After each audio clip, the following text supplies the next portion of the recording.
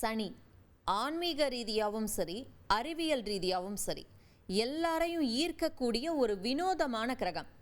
இருக்கிற கோள்கள்லேயே மக்கள் அதிக முக்கியத்துவம் கொடுக்கக்கூடிய கோளும் சனிதான். சனி கிரகத்துக்கு வயசு என்ன தெரியுமா? கிட்டத்தட்ட 460 கோடி ஆண்டுகள். சனி கிரகத்தோட அடையாளமே அதோட அழகான வளையங்கள் தான். ஆனால் அந்த வளையங்கள் திடீர்னு காணாமல் போயிடுச்சு. வளையங்கள் இல்லாத சனிக்கோளை நினச்சி பார்க்க முடியுதா? இதுக்கு என்ன காரணம்? பல ஆச்சரியம் தரும் தகவல்கள் உங்களுக்காக தந்தி டிவியின் பாட்காஸ்டில் வழங்குவது நான் வினோதினி முத்துராமலிங்கம். பல கோடி அதிசயங்கள் நிறைஞ்சது தான் விண்வெளி. அதில் ஒன்று சனி. வானத்தை கிரகங்கள் அலங்கரிச்சா சனியை அலங்கரிக்கிறது அதோட அழகான வளையங்கள். இவ்வளோ நாள் எல்லாத்தையும் மாதிரி சனியும் அதோட வேலையை தான் பார்த்துக்கிட்டு இருந்துச்சு. ஆனால் கடந்த நவம்பர் 23ஆம் தேதி கதையில் ஒரு திருப்பம், ஒரு வித்தியாசமான சம்பவம். சனியோட வளையம் மாயமாகிடுச்சு. முதல்ல பார்க்குறப்ப எல்லாருக்கும் ஷாக்காக தான் இருந்திருக்கும், இது எப்படி சாத்தியம் அப்படின்னு சொல்லி. ஆனால் இந்த இயற்கையை பாருங்க, பயங்கர கிளவராக ஒரு ட்ரிக் பண்ணி நம்மளை ஏமாத்திருக்கு. வளையத்தை முழுசாக காணாமல் போக வைக்கல, அந்த வளையத்தோட வெளிச்சத்தை மறைச்சிருக்கு. அப்போ பார்க்குறவங்களுக்கு அந்த வளையமே மாயமாகிட்ட மாதிரி தான் தெரிஞ்சிருக்கும். பூமி அதோட அச்சில் தோராயமாக 23.5 டிகிரி கோணத்தில் சாஞ்சு சூரியனை சுற்றுது. இப்படி சாஞ்சு சுற்றுறதால தான் சூரியனோட ஒளிக்கதிர்கள் பூமியில் ஒரே இடத்துல விழாமல் வெவ்வேறு பகுதிகளில் விழுகுது. குளிர்காலம், கோடை காலம், இலையுதிர் காலம்னு பருவ காலங்கள் ஏற்பட இதுதான் காரணம். பூமி சும்மா சாஞ்சு சுற்றலை, அதில் ஒரு காரணம் இருக்குது. அதே மாதிரி தான் சனி கிரகமும் சாஞ்சு சுற்றுது. 26.7 டிகிரி கோணத்தில் சாஞ்ச மேனிக்கு சுற்றுது. இந்த இடம்தான் முக்கியம். ஒவ்வொரு 13லிருந்து 15 வருடங்களுக்கு ஒரு முறையும் சனி கிரகத்தோட வளையங்களை நம்ம சைடில், அதாவது பக்கவாட்டிலிருந்து பார்க்குற மாதிரி அது வளைஞ்சு சுற்றும். சனியோட வளையங்கள் ரொம்ப அகலமானது, ஆனால் ரொம்ப மெல்லிசாக இருக்கும். இப்போ சிடி பார்த்துருப்பீங்க, வட்டமாக அகலமாக இருக்கும், ஆனால் மெல்லிசாக இருக்கும். அதே மாதிரி தான் சனி கிரகத்தோட வளையங்களும் அதே போல தான் இருக்கும். அதுலேயும் சில பகுதிகளில் அதோட தடிமன் வெறும் 10 மீட்டர் மட்டும்தான் இருக்குமா. இப்போ மெல்லிசாக இருக்க ஒரு பொருளை சைடிலிருந்து பார்த்தீங்கன்னா அது இருக்கிற மாதிரியே தெரியாது. உதாரணத்துக்கு ஒரு பேப்பர் எடுத்துக்கங்க, A4 ஷீட் மாதிரி. இப்போ அந்த பேப்பரை நேராக வச்சு பார்க்கும்போது பெருசாக அகலமாக ஃபுல் வியூவில் தெரியும். அதை நான் பக்கவாட்டுக்கு திருப்புறேன் அப்படின்னா ஒரே ஒரு மெல்லிசான கோடு மட்டும்தான் தெரியுது. கிட்டத்தட்ட அந்த பேப்பர் முழுசாக மறைஞ்சிருச்சு. அதே மாதிரி ஒரு விஷயந்தான் சனி கிரகத்திலையும் நடந்திருக்கு. சனி கிரகத்தோட வளையங்களை நம்ம பக்கவாட்டிலிருந்து பார்க்குற மாதிரி சுற்றுறப்போ அதோட மெல்லிசான பக்கம் மட்டும்தான் நமக்கு தெரியும். அந்த சமயத்தில் அது மங்கலாவோ இல்லை கிட்டத்தட்ட மறைஞ்ச மாதிரியோ தான் அந்த வளையங்கள் நமக்கு தெரியும். அதுக்குன்னு அது ஜீம்பும்பான்னு காணாமலாம் போகலை. பூமியிலேருந்து நம்மளால் அதை சரியாக பார்க்க முடியல. நம்ம ஃபோட்டோ எடுக்கிறப்ப இந்த மாதிரி வித்தியாசமான ஆங்கிள்லாம் யோசிப்போம். சூரியனை இப்படி பிடிக்கிற மாதிரி, நிலாவை இப்படி பிடிக்கிற மாதிரி, ஈஃபில் கோபுரத்தை அப்படியே கையில் தாங்குற மாதிரி. என்ன முக்கியம் இந்த இடத்துல? ஆங்கிள். அதே தான் இங்கேயும் நடக்குது. சனி கிரகம் சாஞ்ச மேனிக்கு சூரியனை சுற்றுறதால தான் அதோட வளையங்களை நம்மளால் பார்க்க முடியுது. சில சமயங்களில் பார்க்க முடியலை. சனி கிரகம் 26.7 டிகிரி கோணத்தில் சாஞ்ச மேனிக்கு சுற்றுது அப்படின்னு சொல்லி பார்த்தோம். ஒரு முறை சூரியனை முழுசாக சுற்றி வர்றதுக்கு 29.5 ஆண்டுகள் ஆகுது. சனி கிரகம் நம்மளை நோக்கி சாஞ்ச மாதிரி சுற்றினா அந்த வளையங்கள் நல்ல பெரிய டிஸ்க் மாதிரி தெளிவாக தெரியுது. ஆனால் அது பக்கவாட்டில் சாஞ்சா அது அப்படியே அந்த வளையங்கள் மறைஞ்சிருது. சனி மறுபடியும் அதோட ஆங்கிளை மாற்றுறப்போ வளையம் மறுபடியும் தெரியுது. இந்த மாதிரி மறைஞ்சு தெரிகிற ஒரு கேப் இருக்குல்ல, இதை விஞ்ஞானிகள் பயன்படுத்திக்கிட்டாங்க.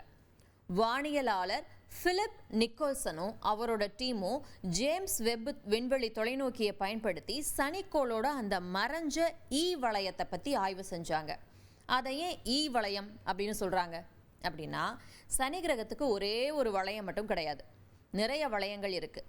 அந்த ஒவ்வொரு வளையத்தையும் ஒவ்வொரு எழுத்தால் குறிக்கிறாங்க. ஏ ரிங் அப்படின்னா இது ரொம்ப பிரைட்டாக இருக்கும், பி ரிங்குக்கு வெளியே இருக்கும். பி ரிங் இருக்கிற எல்லா வளையங்கள்லையும் பிரைட்டான வளையம், ரொம்ப அடர்த்தியானது, நிறைய பனிக்கட்டி, பாறை துண்டுகள் இதில் இருக்கும். அடுத்து சி வளையம், மங்களா அறகுறையாக தெரியும், இது பி வளையத்துக்கு உள்ள அமைஞ்சிருக்கும். அடுத்து டி வளையம், சனிக்கு ரொம்ப பக்கத்தில் இருக்கக்கூடிய உள் வளையம், ரொம்ப மங்கலானது, பார்க்கறது கடினம். கிட்டத்தட்ட கண்ணுக்கு தெரியாது. நார்மல் தொலைநோக்கியை வச்செல்லாம் பார்த்தா அதை பார்க்க முடியாது சரியா. அடுத்தது தான் நம்ம பார்த்த ஈ வளையம். ரொம்ப அகலமானது ஆனால் மங்கலானது. சனி கிரகத்தை சுற்றியுள்ள மெல்லிசான மூடுபனி மாதிரி இருக்கும் இந்த வளையத்தை பார்க்குறப்ப. சனி கிரகத்தோட துணைக்கோளான என்செலடஸ்லேருந்து வந்த பனிக்கட்டியால் உருவானது. இந்த என்செலடஸோட அண்டர் கிரவுண்டில் கடல் இருக்கலாம் அப்படின்னு கூட ஒரு சந்தேகம் இருக்குது. அப்போ உயிர் வாழ்கிறதுக்கு தேவையான சாத்தியக்கூறுகள் இருக்குமா அப்படிங்கிற ஒரு கேள்வியும் நமக்கு வருது.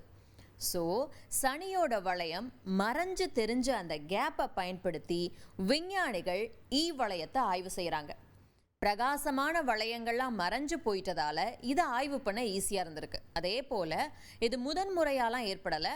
ஒவ்வொரு 13லிருந்து 15 ஆண்டுகளுக்கு ஒரு முறையும் நிகழும் அப்படின்னு சொல்லி பார்த்தோம். அடுத்து இதே மாதிரி எப்போ முழுசாக மறையும் அப்படின்னா அதுக்கு நீங்கள் 2038 வரைக்கும் காத்திருக்கணும். 2027 பிற்பகுதியில் சனியுடைய வளையங்கள் மறுபடியும் அகலமாகவும் பிரகாசமாகவும் நமக்கு தெரியும். 2009 இதே மாதிரி ஒரு நிகழ்வு நடந்துச்சு. ஆனால் சூரியனோட ஒளி எல்லாத்தையும் மறைச்சிட்டதால சரியாக பார்க்க முடியல. அதுக்கு முன்னாடி கடைசியாக நடந்தது 1995-96 சமயங்களில். இன்னொரு அதிர்ச்சிகர அதே சமயம் ஆச்சரியமான விஷயம் சொல்லவா? 2018 நாசா ஒரு விஷயத்தை கண்டுபிடிக்கிறாங்க. அதாவது சனி கிரகம் அதோட வளையங்களை கொஞ்சம் கொஞ்சமாக இழந்துக்கிட்டே வருது, அழிச்சிட்டு வருது அப்படின்னே கூட சொல்லலாம். அதாவது சனியை சுற்றி இருக்கக்கூடிய வளையங்கள் பனியாலையும் தூசுகளாலையும் ஆனது. அந்த குட்டி குட்டி துண்டுகள் அந்த வளையத்துக்குள்ளேயே இருக்க போகிறதில்ல. ஏன்னா சனி கிரகம் ரொம்ப பெருசு. அதோட ஈர்ப்பு விசையும் காந்த புலமும் அந்த வளையத்தில் இருக்கக்கூடிய துண்டுகளை தன்னை நோக்கி இழுக்குது. ஆக சனியை சுற்றி இருந்த அந்த வளையங்கள் அப்படியே மழை மாதிரி சனி கிரகத்துக்குள்ளே விழும். அதை தான் ரிங் ரெயின் அப்படின்னு சொல்கிறாங்க. எவ்வளோ வேகமாக அது விழுகுது அப்படின்னா ஒலிம்பிக் ஸ்விம்மிங் பூல் இருக்குல்ல அந்த அளவுக்கு, அதாவது 50 மீட்டர் நீளம், 25 மீட்டர் அகலம், கிட்டத்தட்ட குறைஞ்சபட்சம் 2 மீட்டர் ஆழம் இருக்கும் அந்த ஒலிம்பிக் ஸ்விம்மிங் பூல் அப்படிங்கிறது. ஒவ்வொரு அரை மணி நேரத்துக்கும் இந்த அளவுள்ள ஒரு அதாவது இந்த ஒலிம்பிக் ஸ்விம்மிங் பூலை நிரப்புற அளவுக்கு வேகமாக இந்த ரிங் ரெயின் விழுகுதான். அந்த வளையங்கள் மறைஞ்சிக்கிட்டே இருக்கு கொஞ்சம் கொஞ்சமாக. இதே மாதிரி தொடர்ந்தா 30 கோடி ஆண்டுகளுக்குள்ள அந்த வளையங்கள் முழுசாக மறைஞ்சு போகக்கூட வாய்ப்பு இருக்குது அப்படின்னு விஞ்ஞானிகள் சொல்கிறாங்க. அப்போ எதிர்காலத்தில் நம்ம பார்க்குற சனி கிரகத்தை எதிர்காலத்தினர் பார்க்க மாட்டாங்க. வளையம் இல்லாத சனியாக கூட இருக்கலாம். அந்த வளையங்களை பற்றி சில ஆச்சரியகரமான தகவல்களை சொல்கிறேன். அந்த வளையங்கள் பனிக்கட்டி, பாறை, தூசால் ஆனது அப்படின்னு சொல்லி ஏற்கனவே பார்த்தோம். அதில் சில பீசஸ் தூசி அளவு ரொம்ப குட்டியாக இருக்குமா, சில பீசஸ் மலையளவு பெருசாக இருக்குமா. எவ்வளோ பெரிய முரண் பாருங்கள்.